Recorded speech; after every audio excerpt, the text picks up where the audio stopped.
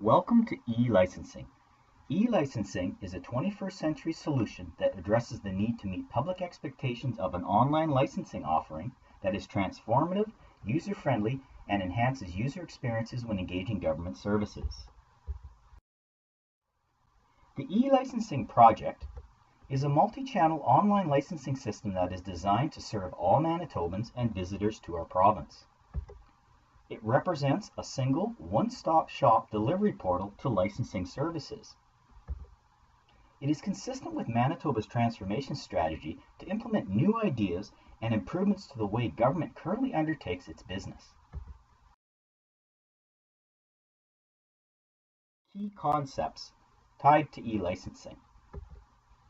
Number one, the initiative represents a significant program delivery change that integrates outside-in concepts by listening to the voice of customers, incorporating organizational change management, and creating communication strategies that provide a solution that not only transforms government, but creates an environment of opportunity and improvement for the benefit of all Manitobans.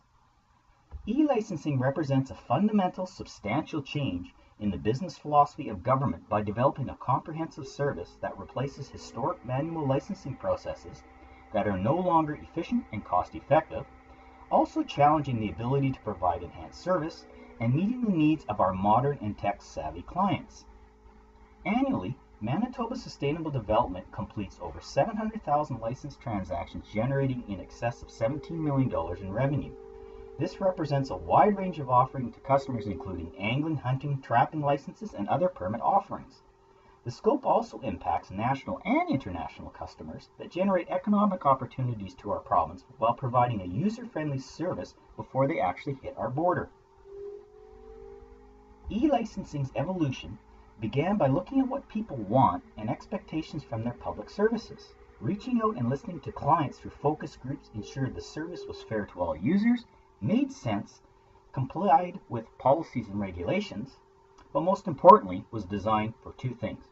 Number one, to meet the needs of citizens not just during a single serve experience, but across all service experiences within the department, and two, integrating the voice of the customer and the role they play in defining public services.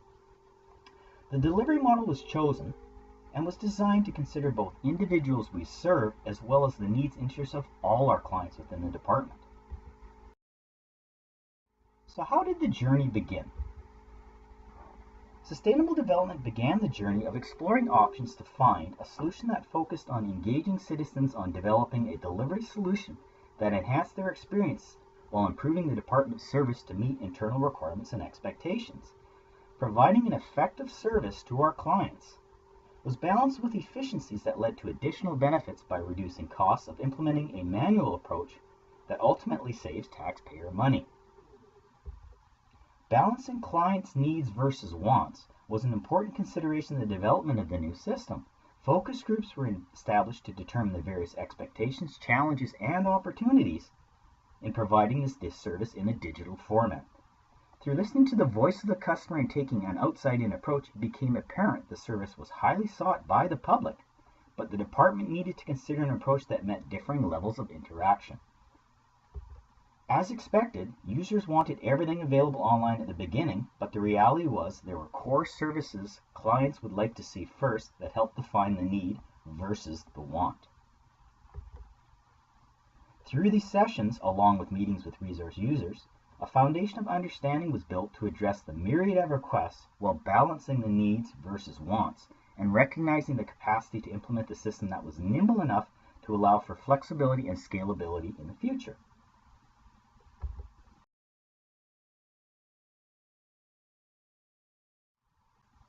It was important to note, listening and responding to users create the foundation of providing the right services in the right ways at the right time from the view of those using the service. For example, availability of licenses during certain times of the year could allow for multiple purchases during one visit versus returning over and over again to purchase additional licenses. As things progressed, it was important to ensure the team assembled and associated committees had the necessary competencies, leadership skills, strong working knowledge to effectively set the direction, engage the right people, and deliver results with the goal of implementing a model as part of the expectation management. Creation of working groups and committees provided a framework to discuss the role of client expectations to build a strong, service-oriented culture. Satisfaction. There are a number of drivers that were taken into consideration in terms of drivers of satisfaction. It is important to understand what drives a process to provide satisfaction to the customer, but there's also a need to take into consideration internal drivers as well. This also requires an understanding of existing service gaps that will improve the level of satisfaction. As we proceed in the development of the e-licensing system, the key drivers of satisfaction are and were always considered during this process. Each driver is a critical cog in the wheel that will impact customer satisfaction. Key drivers. When we look at service design and channel functionality, working with a third-party vendor and their service as a software delivery model, we've created the challenge of implementing a system with defined parameters but need to meet client expectations. An example of this is the system provides a multi-channel service, noted on the slide, that offers our clients online access, vendor online access, in-person visits, and telephone service for those technically challenged. This design addressed concerns expressed by our clients, once again listening to our clients, during focus groups that access to the system needs to provide a variety of entry points. When we begin to look at delivery timeliness, although still in the system development phase, of which e-licensing is expected to go live in late 2019, once up and running, the e-licensing portal will have a defined dates and times for access to seasonal licenses, provide timely information on department programs and important changes, and allow for surveys to engage the public on resource management decisions. Once implemented, the system will continually be reviewed to maximize a high timeliness impact of client satisfaction while maintaining a high performance of service to meet customer expectations. To ensure this happens, the department has built in conditions with a third-party vendor to minimize any disruption to the service. Now when we deal with staff interaction as another driver, the staff involved in managing the service have been an integral part from the beginning of this project. Experience in customer service, knowledge of licenses and requirements, and a clear understanding of department programs has contributed to our service excellence and supports the no wrong door policy. When we deal with issue resolutions, there are always going to be challenges. When it comes to dealing with problems, the track record with the manual system will change and will continue to be a work in progress as we enter into the new digital environment with our licenses. We have contacted and discussed challenges with other jurisdictions and have learned a lot. The staff engaged are well versed in problem resolution and provide a consistent resource to the public that has built a quality service record of satisfaction with our clients. The consistency when rolling out the system will be key in addressing any public and internal challenges with the goal of achieving a high satisfaction level while continually allowing us to review processes that will improve the service through ongoing enhancements. The voice of the customer will be a key gateway to gauge how we are doing and how enhancements can benefit the service delivery to our customers. When we look at service improvement, e-licensing represents one of the most significant changes in how our department, and government in general, delivers resource-based licenses to the public. The network of over 800 issuers throughout the province will dramatically change from a manual-based issuance process to an online offering providing 24/7, 365-day-a-year service. This represents a long-standing request from the public to provide service consistent with other jurisdictions across North America. Local, national, and international customers, Manitoba tourism businesses, and vendors will benefit from providing an enhanced, reliable, accessible service at a click of a button. In addition, Manitoba has identified this as a mandate item to improve customer service by converting Manitoba's paper-based licensing system to a new e-licensing platform. Now, when we look at relating to the service improvement planning and implementation model and how e-licensing ties into this, we have taken a systematic approach to ensure we challenge our process with the components of CIPI to measure and assess our progress to keep things on track. Now looking at the CIPI model itself, where are we now?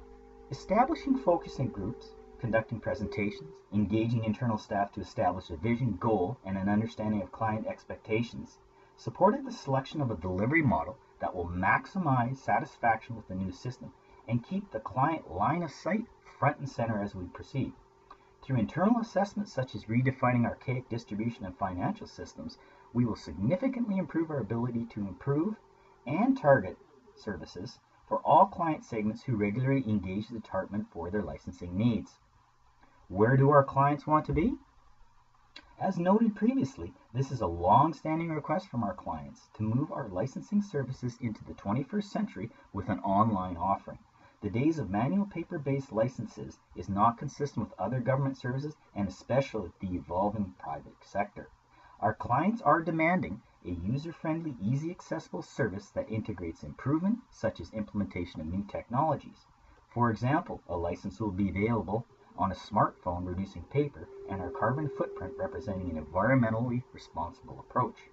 Moving to the 24/7 service will move our clients to where they want to be, whether it is local vendors, saving staff time and costs in selling the paper-based licenses, to tourism operators who spend a significant amount of time processing licenses on behalf of their clients.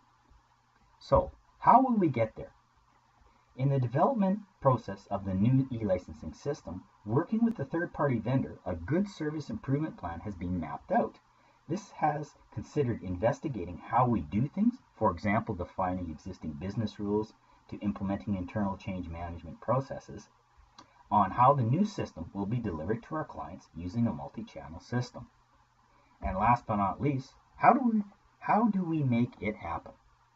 Currently, we are engaged with a third-party vendor to provide information on our business to allow for process revisions, mapping of processes, and integrating the human factor and communication challenges to change management. This includes benchmarks, performance indicators to measure outputs, and recognition incorporated throughout the process to build momentum and explore improvement options.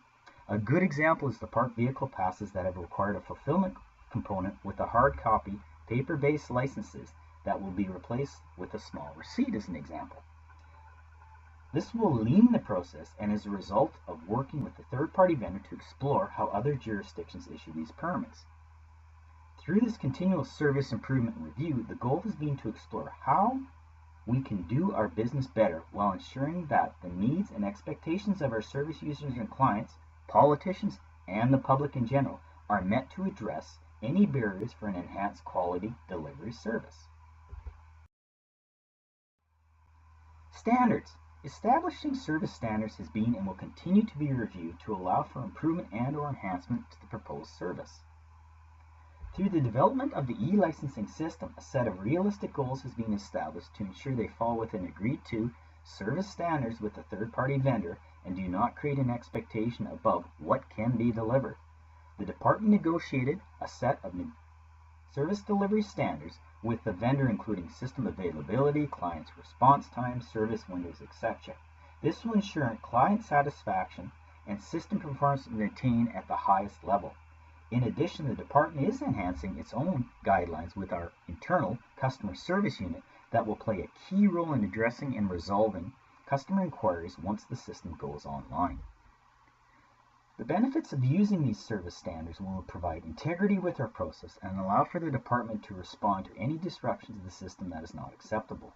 For example, if the third-party vendor does not meet a defined service level standard, the department will have recourse to penalize the vendor, ensuring a minimum service level requirement. This, in consultation with existing internal resolution processes, will ensure integrity of the system and be defendable to address challenges as they appear. Ongoing review and the service standards will allow for change as needed with the intention of continually improving the service delivery model.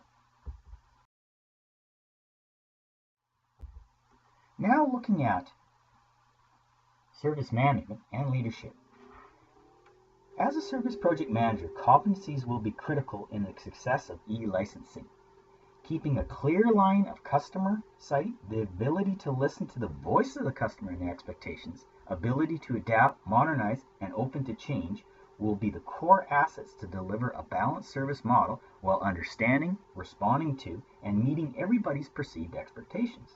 For example, the new system will dramatically impact how licenses will be issued to the public. The network of provincial, private government vendors who deliver the manual service may no longer be required if they cannot support the mandatory technology to participate. This will require those participating to be trained and mentored, utilizing a defined training plan to address this change from a manual to electronic-based system. Although this may appear as a negative, the decision balances the needs of the many versus the one. This will require a keen sense of listening, a strong service-oriented culture, and an action plan to empower and enable staff to do what is needed to deliver this high-quality service. A good example in building a strong action-oriented culture with the e-licensing project is the establishment of committees with chair heads that are responsible for delivering the requirement to make the project a success. A central communication committee has been developed to create a strategy to inform and share information with the public well in advance of the rollout to minimize disruption and help support smooth transition. These types of tasks engage staff to give them a strong sense of ownership and empowerment and creates an environment of positive change. These upward and horizontal relationships have created challenges between the various levels, but are critical in ensuring that all levels understand the goals towards a successful outcome of the project. As a service project leader, I have put a significant investment in planning, coordinating, listening, understanding current business process, and subtly nudging participants to stimulate change in a positive manner. Providing strong leadership through the development of working relationships has created an environment to address the good, the bad, the ugly. The e-licensing project has resulted in greater challenges internally than with the public who expect online services to meet their needs. The public already accesses online services in their daily transaction, while internally the thought of change is good, but not everybody wants to engage in change. When relating to the concept of the public sector service value chain, the e-licensing project directly fits into this model. Engagement of employees, citizen service satisfaction, and citizen trust and confidence will drive the success of this project. The relationships, key drivers, and interactions provide the framework to support a successful delivery of this project. However, these relationships need to be regularly revisited, adjusted as needed, and can continue to be measured to adapt over time.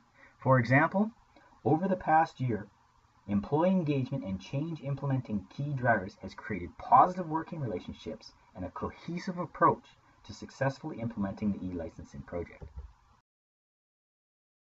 Future of e-licensing. Where do we stand?